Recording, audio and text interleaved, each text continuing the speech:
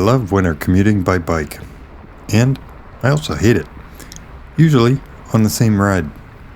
Welcome to pedaling the long way. Some mornings, it feels like the best decision I've made all day.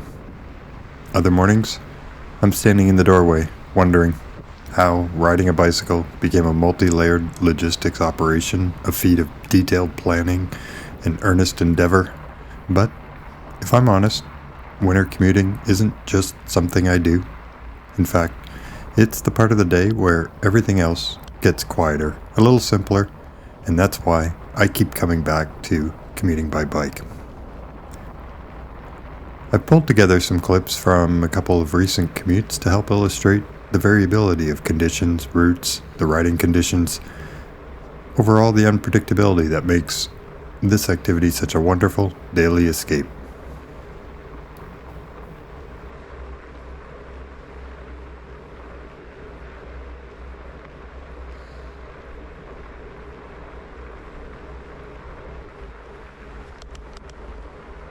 One of the first small victories of winter commuting, it's the bike path that's already been plowed and cleared.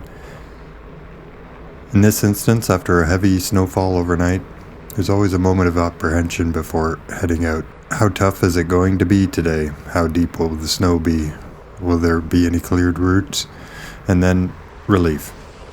City crews were in fact busy overnight. Clean, wide, quiet.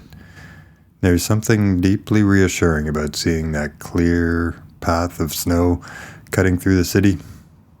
Someone made space for this. You're not negotiating with traffic. You're not guessing where you should be riding. You just settle into a steady rhythm and go. On mornings like this, winter commuting feels less like endurance and endeavor and more like being gently guided forward.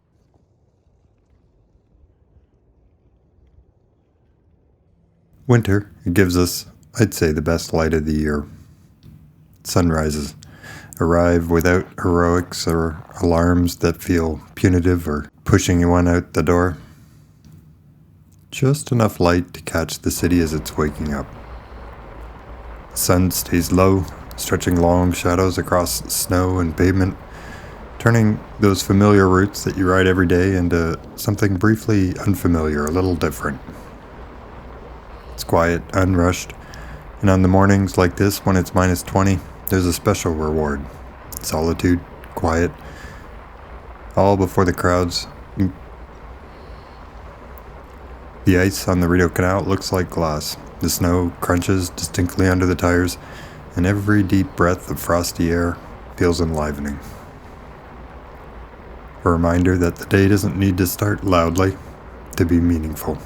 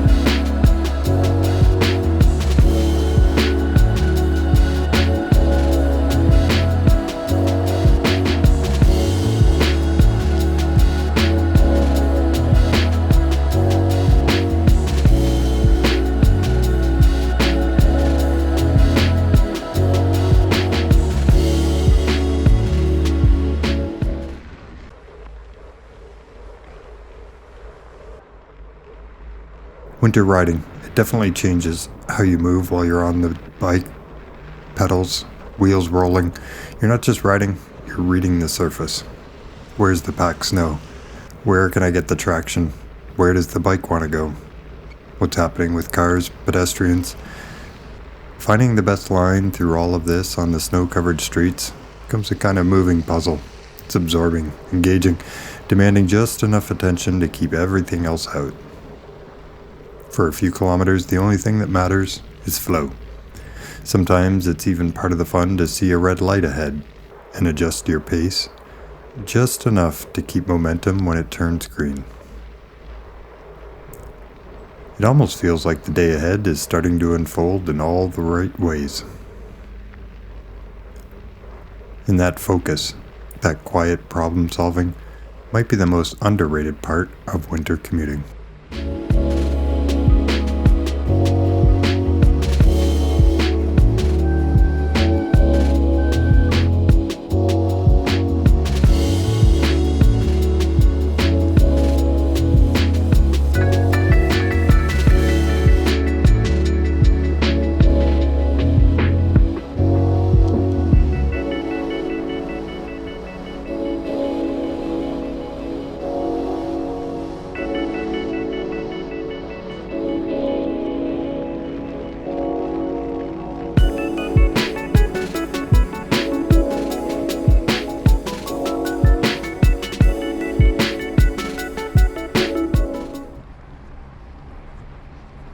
There's also the moment every winter cyclist knows.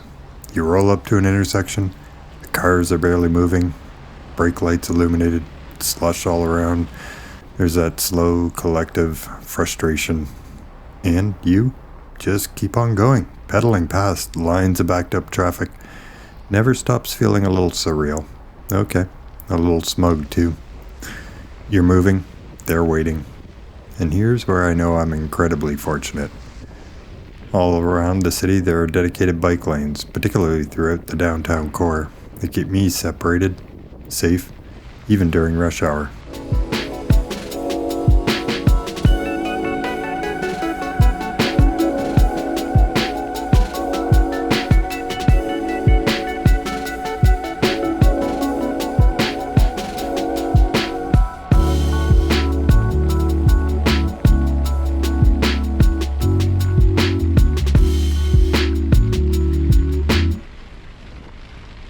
And moreover, there's another small win waiting. Bike parking. In winter, the racks are empty. No crowding, no creative locking strategies or fighting my way through tangled mess of handlebars, pedals, bikes. Front row parking every single time. In fact, it's the closest thing that cyclists get to free parking, and it feels earned.